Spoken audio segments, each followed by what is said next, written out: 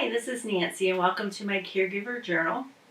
I have learned to be prepared, and one thing that I always keep ready because of Dan's situation and his ability to go into a crisis really quickly is we keep a hospital bag in the closet, and it always makes me kind of laugh thinking about all of the people expecting a baby that have their bag ready, but we always have a bag in the closet. So recently we grabbed it very quickly.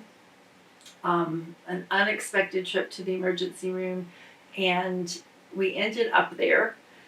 And I have learned to throw a drink for myself in the bag when I remember, and I try to keep some snacks in there, which I did not successfully do this time.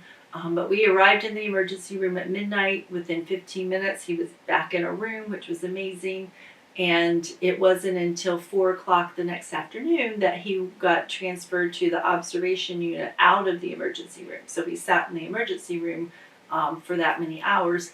And as we were leaving, the person who came to push the bed in this facility, it was a long way to the next room, so he let me walk with them so I wouldn't get lost. And his first question was, have you eaten today? And I kind of looked at him and I thought, was he talking to Dan? He goes, no, you. Have you eaten today? A lot of times the caregivers don't take care of themselves.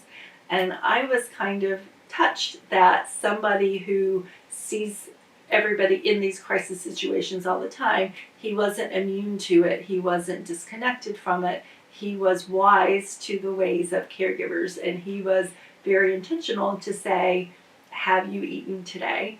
And I laughed because I did actually, since I had missed that whole night's sleep, didn't have breakfast. I did take a lunch break in the cafeteria, sat down for about 20 minutes, ate something, then came back to the room with Dan. But it was touching to me for somebody to check and see how I was doing, for somebody to make sure that I was taking care of myself, as well as taking care of Dan. So it's always great if you have an opportunity just to check on a caregiver and check on their person as well, but just see how they're doing, see if they're taking care of themselves also.